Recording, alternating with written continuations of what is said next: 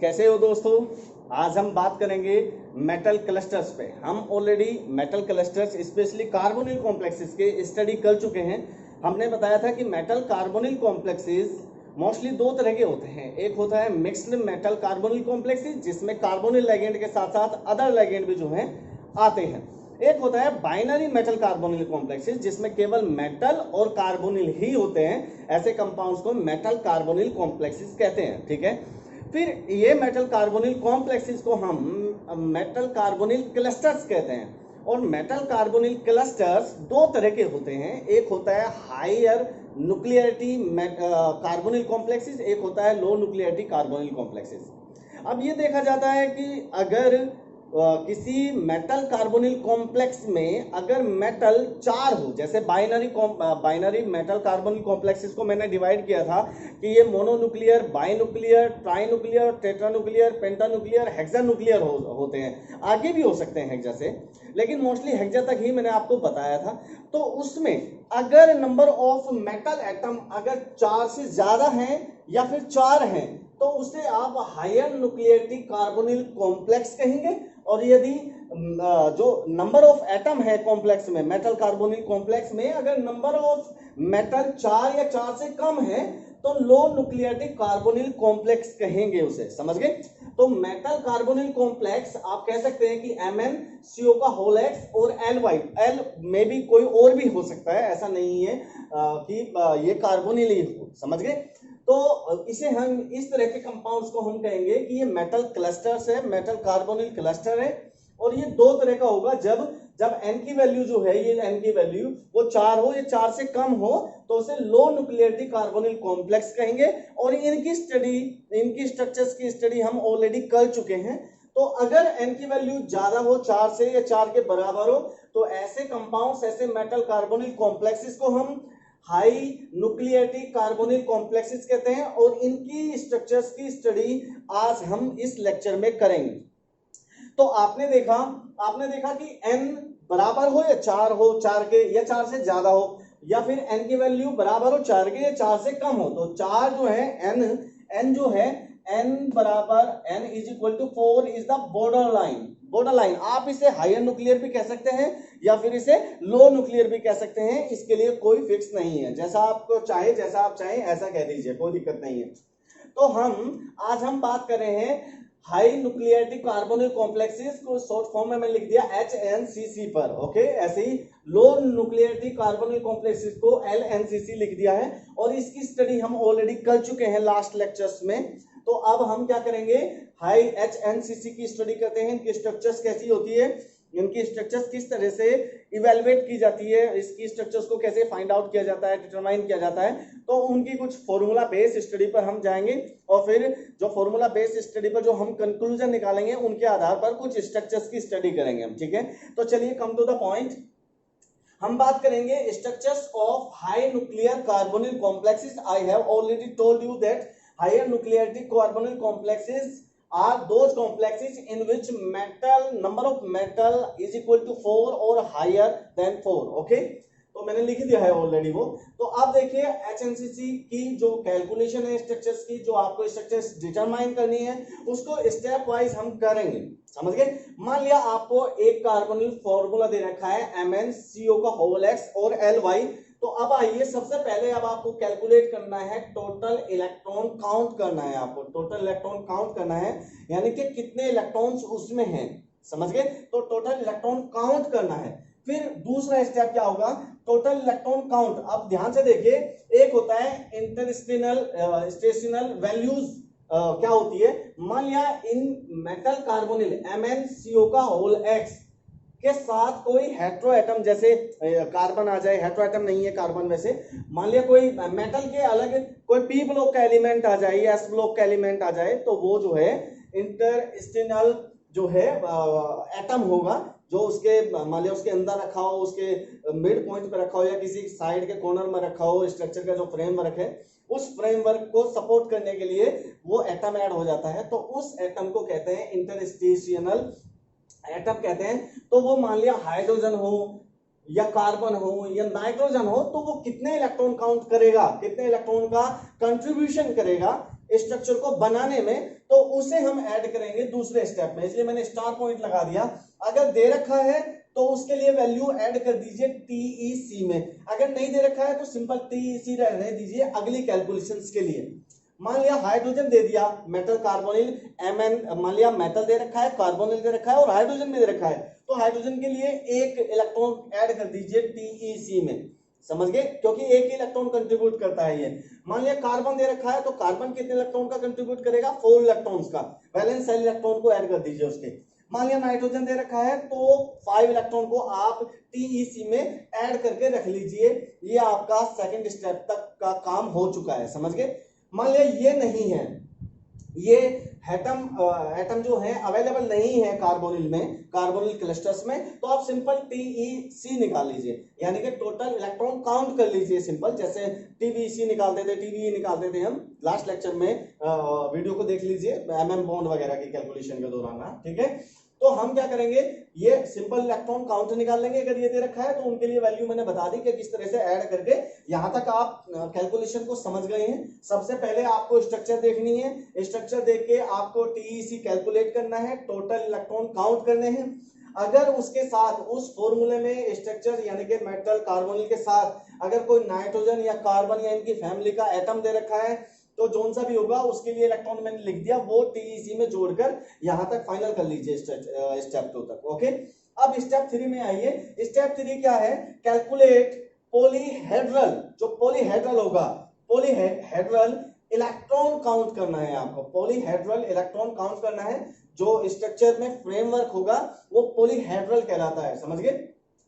तो polyhedral electron count करना है, और पॉलीहेड्रल इलेक्ट्रॉन काउंट करने का जो फॉर्मूला होता है वो TEC minus N multiply by 12 होता है, समझ गए। N क्या है, नंबर ऑफ एटम किसी दिए हुए फॉर्मूले में, नंबर ऑफ मेटल एटम कितनी दी हुई है। मान लिया कोई फॉर्मूला दे रखा है आपको, तो उसमें कितनी नंबर ऑफ मेटल एटम है तो वो रखनी है आपको यहाँ, समझ गए। और TEC मैंने आपको बताया टोटल इलेक्ट्रॉन काउंट कर लीजिए जो फॉर्मूला दे रखा है उसमें, समझ गए। मान लिया अगर हेटेरो एटम भी होता है तो ये वैल्यू हेटेरो एटम की वैल्यू के सहित है, समझ गए ना, उसमें उसकी वैल्यू भी जुड़ी हुई है, ठीक है। अब आइए स्ट्रक्चर को फाइंड आउट कैसे करते हैं। अब आपने PEC निकाल लिया, आपने पॉलीहेड्रल इलेक्ट्रॉन काउंट कर लिए हैं, तो पॉलीहेड्रल इलेक्ट्रॉन स्ट्रक्चर का पता करने के लिए जो पॉलीहेड्रल इलेक्ट्रॉन काउंट किए हैं उनका हाफ कर दीजिए। उसका क्या कर दिया मैंने, हाफ कर दिया। और यदि ये हाफ वैल्यू इक्वल होती है N-1 के, N क्या है, जो नंबर ऑफ मेटल दिया हुआ है, समझ गए ना, नंबर ऑफ मेटल दिया हुआ है। अगर ये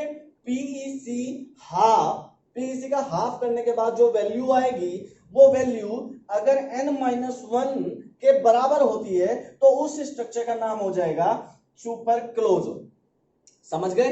सुपर क्लोजो समझ में आया किस तरह से निकलेगा।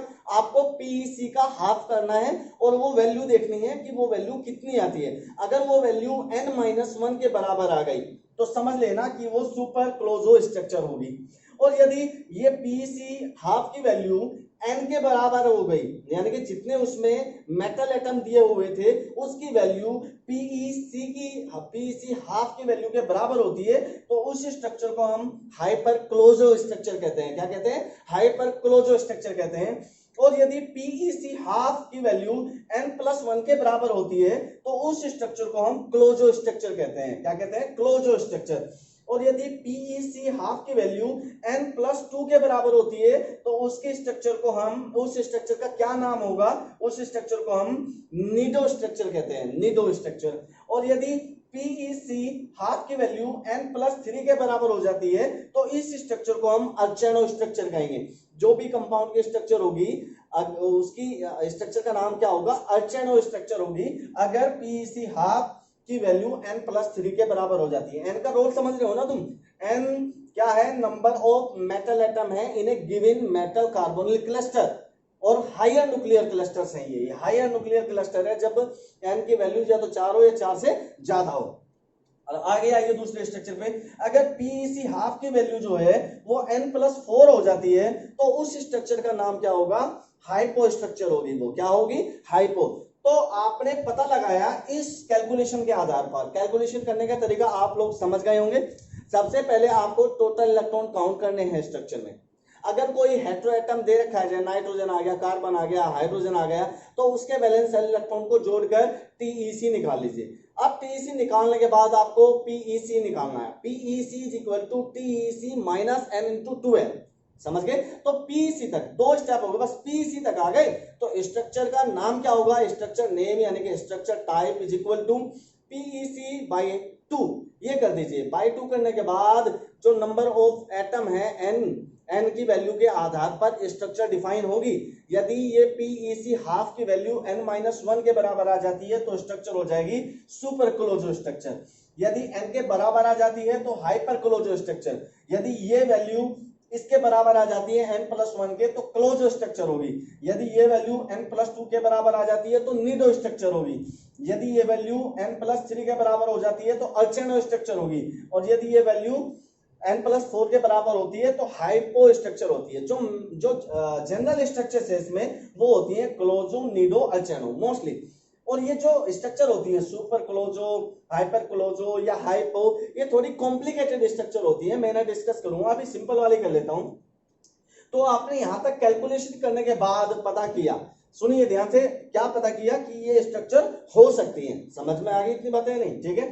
तो अब हम नंबर ऑफ एटम पर जाते हैं। आपका कोई फॉर्मूला दे रखा होगा, उसमें अगर number of atom, metal atom 7 है तो वो मोनोकैप्ड क्लोजो स्ट्रक्चर हो सकती है। क्या होती है?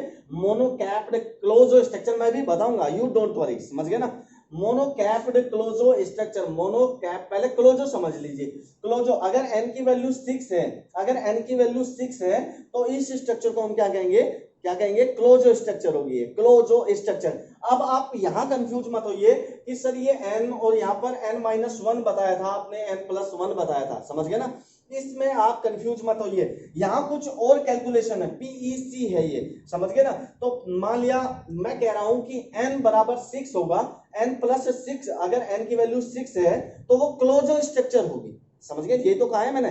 तो मान लिया एक फॉर्मूला दे दिया मैंने M6, समझ गए, और CO का होल x एनीथिंग। समझ गए? तो इसमें क्या होगा, आपने जो इस कंपाउंड की कैलकुलेशन करोगे वो PeC by 2 is equal to किसके बराबर होगा? यहां पर ध्यान से देखिए, क्लोजो के लिए n+1 यानी कि 6 + 1 इसके बराबर आएगी डेफिनेटली। तो इस स्ट्रक्चर को फिर आप कहोगे सर ये क्लोजो है, क्लोजो। तो मैंने अब सिंपल इस वैल्यू को नहीं किया, मैं हमने पता किया। आप डायरेक्टली अंदाजा नहीं लगा सकते। क्यों नहीं लगा सकते मैं भी बताऊंगा। समझ गए? तो आपने देखा कि अगर मेंटल 6 है तो वो क्लोजो हो सकती है। समझ गए ना? आगे बात समझ में, अगर 6 है तो क्लोजो हो सकती है। तो मैंने सिंपल कहा कि अगर n की वैल्यू 6 है किसी कंपाउंड में, जैसे यहाँ थी, तो उसकी स्ट्रक्चर क्लोजो हो सकती है। अगर क्लोजो हुई तो उसकी स्ट्रक्चर कैसी दिखाई देगी? उसकी स्ट्रक्चर ऑक्टाहेड्रल जैसी दिखाई देगी। ये क्लोजो स्ट्रक्चर का स्ट्रक्चर है। ध्यान से देखिए, क्लोजो स्ट्रक्चर है जिसमें 6 मेटल एटम लगे हुए हैं एक ऑक्टाहेड्रल फ्रेमवर्क में। ध्यान से देखिए, 1 2 3 4 5 6, ये 6 मेटल एटम होंगे। और यहाँ पर जो कार्बोनिल होंगे व्हाटएवर कि वो ब्रिजिंग फॉर्म में है या फिर कहां पर है, वो एक अलग बात हो गई। समझ गए? लेकिन इसमें मेटल मेटल बॉन्ड कितने होंगे? 1 2 3 4 5 6 7 8। इसमें 8 मेटल मेटल बॉन्ड होंगे। और पर मेटल बॉन्ड कितने होंगे? 3। 1 2 3, एक मेटल से 3 मेटल बॉन्ड अटैच है। तो इस स्ट्रक्चर में कितने मेटल बॉन्ड होंगे? बॉन्ड होंगे आपके 8। 1 2 3 4 5 6 7 8।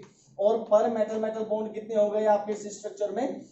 3। समझ गए ना? तो अगर कोई स्ट्रक्चर आपको दे रखी है और उसमें मेटल एटम 6 है तो वो क्या हो सकती है? क्लोजो हो सकती है। और क्लोजो का फॉर्मूला क्या होता है? स्टैंडर्ड ऑक्टाहेड्रल फ्रेमवर्क होता है। समझ गए? उसकी स्ट्रक्चर कैसे दिखाई देगी आपको? स्टैंडर्ड ऑक्टाहेड्रल स्ट्रक्चर टाइप की दिखाई देगी। दूसरी बात और सुनिए, अगर 6 है तो स्ट्रक्चर ये भी हो सकती है, स्ट्रक्चर मोनोकैप्ड निडो भी हो सकती है। मोनोकैप्ड निडो क्या होती है? कैप्ड स्क्वायर पिरामिडल स्ट्रक्चर कहते हैं इस स्ट्रक्चर को। मोनोकैप्ड निडो स्ट्रक्चर को कैप्ड स्क्वायर पिरामिडल स्ट्रक्चर भी कहते हैं। समझ गए? 6 एटम है वो इस तरह से अरेंज भी हो सकते हैं। अब आपको एक सिंपल सी बात समझनी है। अब ये स्ट्रक्चर दे रखी है, अब इसे उठाकर आप यहां खींच के ले आइए। इस वाले पॉइंट को मैं यहाँ थी पहले ये, अब मैं इसको उठाकर यहाँ फोल्ड करके यहाँ रख दिया है, तो ये स्ट्रक्चर इसमें कन्वर्ट हो जाएगी। दोनों में 6 एटम है, इसमें भी 6 एटम है और इसमें भी 6 मेटल एटम है, 6 मेटल सेंटर एटम है। वही स्ट्रक्चर रहेगी, सब चीजें वही सेम है, नंबर ऑफ एटम सब कुछ, लेकिन ये जो वैल्यू होगी यहां से डिसाइड होगी। देखो निडो आ गया है, तो इसका मतलब है कि ये पीईसी की वैल्यू n+1 के बराबर होगी, समझ गए ना। तो जो स्ट्रक्चर होगी वो आप यहां से देख के डायरेक्ट पता नहीं कर पाएंगे, ये तो आपको कैलकुलेशन करने के बाद ही पता लगेगा। वो जस्ट मैंने बताया कि अगर क्लोजो का आ जाए तो क्लोजो को इमेजिनेशन कैसे करोगे आप, तो कहोगे क्लोजो स्टैंडर्ड ऑक्टाहेड्रल तरह की दिखाई देगी। और यदि आप मोनोकैप्ड निडो की बात करेंगे तो मोनोकैप्ड निडो अगर ऑक्टाहेड्रल स्ट्रक्चर का लास्ट वाला एटम उठाकर हम पहले वाले एटम के और दूसरे वाले एटम के सेंटर पॉइंट की तरफ लेके आए तो जो स्ट्रक्चर हमें मिलेगी वो कैप्ड स्क्वायर पिरामिडल स्ट्रक्चर कहलाएगी। समझ गए, इतनी बातें समझ में आ गई, ठीक है। कुछ इस तरह से इसकी स्ट्रक्चर को फोल्ड कर दिया जाता है। डिफरेंस ये रहेगा, यहाँ पर देखिए ये वाला जो एटम है वो डायरेक्टली इससे अटैच है यहाँ इस स्ट्रक्चर में, समझ गए ना।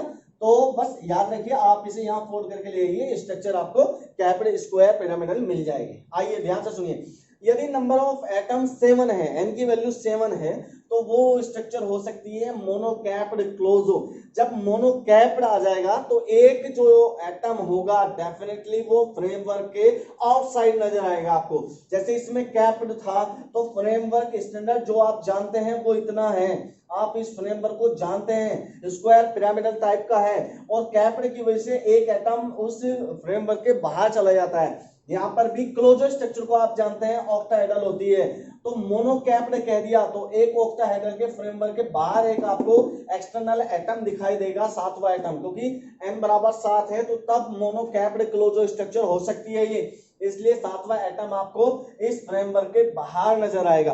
तो इस स्ट्रक्चर को अगर आप क्या कहेंगे, मोनोकैप्ड स्ट्रक्चर कहेंगे, इसे क्या कहेंगे, मोनोकैप्ड।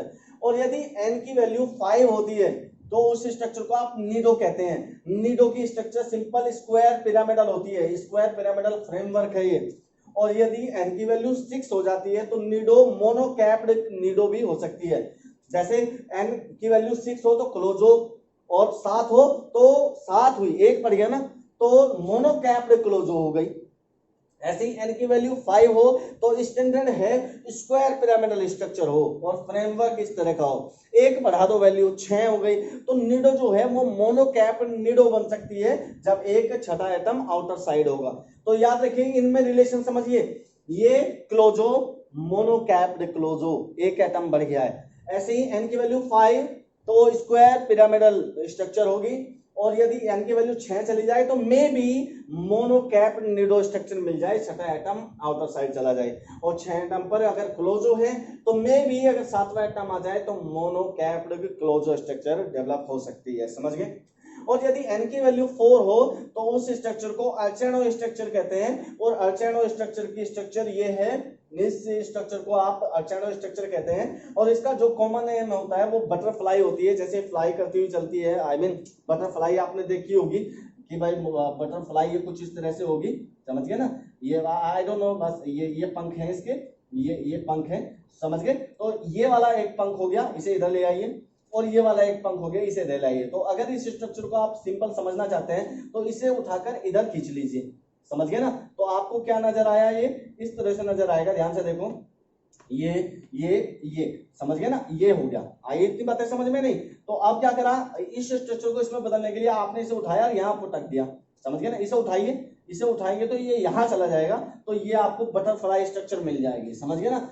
तो ये बटरफ्लाई स्ट्रक्चर टाइप की होती है अगर n की वैल्यू 4 हो। तो ये हमने कुछ स्ट्रक्चर पढ़ी है जो कॉमन होती है, अंडरस्टैंडेबल होती है, ज्यादा कॉम्प्लिकेटेड नहीं होती। खैर, हमें इस स्ट्रक्चर पे फोकस नहीं करना है, वैसे क्लस्टर बना के दे सकता है वो आपको, और कह सकता है कि बताइए इसकी स्ट्रक्चर कैसी है। तो आपको याद भी रखनी है कि कैसी दिखती है स्क्वायर पिरामिडल स्ट्रक्चर का फ्रेमवर्क, या कैप्ड स्क्वायर पिरामिडल का फ्रेमवर्क कैसा दिखाई देता है, या फिर बटरफ्लाई का कैसा दिखाई देता है, या फिर कैप्ड क्लोजो का किस तरह दिखाई देता है, या कैप्ड ऑक्टाहेड्रल भी कहेंगे इसे, समझ गए। तो ये आपको दिमाग में रखना है, और कैलकुलेशन करना सिखा दिया है मैंने आपको ना, कि किस तरह से कैलकुलेशन करके और किस तरह से किसी metal higher nuclear carbonyl complex की स्ट्रक्चर का नाम हम डिफाइन करेंगे। समझ गए? तो वो एग्जाम में 4 ऑब्जेक्टिव दे देगा, एक कार्बोनिल का, हायर न्यूक्लियर का या लोअर न्यूक्लियर व्हाटएवर, तो वो आपको फॉर्मूला दे देगा और वो कहेगा कि बताइए इस स्ट्रक्चर का नाम क्या है, क्लोजो, नीडो, अचेनो या सुपर क्लोजो, आई मीन हाइपो, क्या है इसका नाम। तो आपको इस कैलकुलेशन को लगाना है, इस कैलकुलेशन के रिजल्ट के आधार पर आपको स्ट्रक्चर का नाम बताना है। एक तो इस तरह का ऑब्जेक्टिव आ सकता है, सिंपल स्ट्रक्चर। और यदि हो सकता है कि वो स्ट्रक्चर में कुछ इस तरह के एटम भी पुट कर दे, यही फ्रेमवर्क में मान लिया कार्बन यहाँ पर पुट कर दे, तो तब आप क्या करेंगे, तो फिर उसकी कैलकुलेशन करने का तरीका भी मैंने आपको सिखा दिया है, वो भी आप क्वेश्चन सोल्व कर लेंगे। इस तरह के क्वेश्चन बहुत आते हैं, नेट के गेट में आता है और जो है MSc एंट्रेंस में भी आते हैं। ठीक है, तो इस तरह के आप कंपटीशन एग्जाम में बैठेंगे तो वहां बहुत सारे क्वेश्चन इस तरह के मिल जाते हैं आपको। फिर और स्टैंडर्ड क्वेश्चन अगर आ जाए तो वो स्ट्रक्चर बना के दे देगा, एक सिंपल स्ट्रक्चर बना के दे देगा और उसके लिए बताइए कि कौन सी कैलकुलेशन है, कौन सा स्ट्रक्चर का नाम है। हो सकता है वो आपको स्ट्रक्चर बनाकर यहाँ कार्बन एटम दे दे और वो आपसे पूछ ले कि बताइए टोटल इलेक्ट्रॉन काउंट कितने हैं इसमें, या फिर ये वैल्यू पूछ ले, या फिर स्टैंडर्ड स्ट्रक्चर पूछ ले कि कौन सी स्ट्रक्चर होगी। तो ये आपको बिल्कुल कंफ्यूज नहीं होना है, एक एक पॉइंट को समझिए, क्वेश्चन को आराम से पढ़िए और पढ़ने के बाद स्ट्रेटेजिकल प्लान बनाइए क्वेश्चन को सोल्व करने का, और ये सिस्टमेटिकली पॉइंट्स लगाइए और क्वेश्चन सोल्व हो जाएगा। ओके, नेक्स्ट वीडियो में मैं इस फॉर्मूला बेस कैलकुलेशन के आधार पर यहाँ पर कुछ स्ट्रक्चर्स फॉर्मूले दिए होंगे, उनके स्ट्रक्चर को हम फाइंड आउट करेंगे। ये नेक्स्ट वीडियो में जो है हमारा जो है स्ट्रक्चर जो है डिफाइन करना, डिटरमाइन करने पर जो है लेक्चर होगा। Okay, thank you.